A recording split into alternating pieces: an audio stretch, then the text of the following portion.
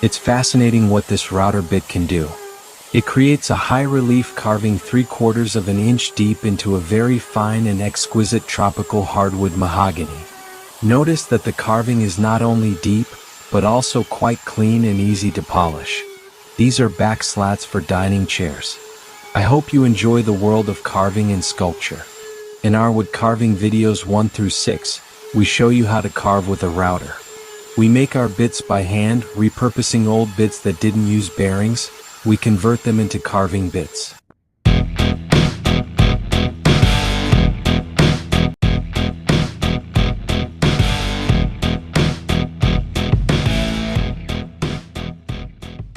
Say what you want, but the truth is that it is a very beautiful and deep carving, fast to make and quite clean.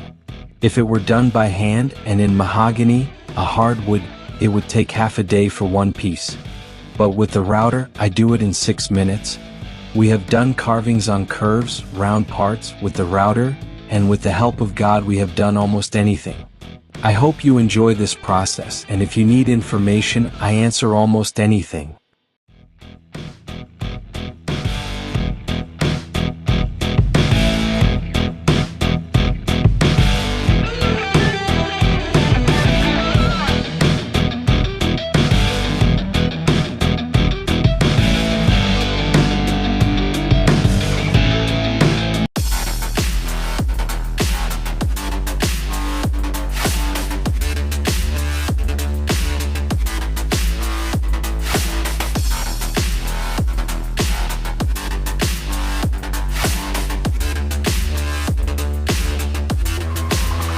Router carving is hands down the best thing I've ever learned in my life. It has pulled me out of so many jams in record time because if I had to carve by hand with gouges, it would take forever. And sanding?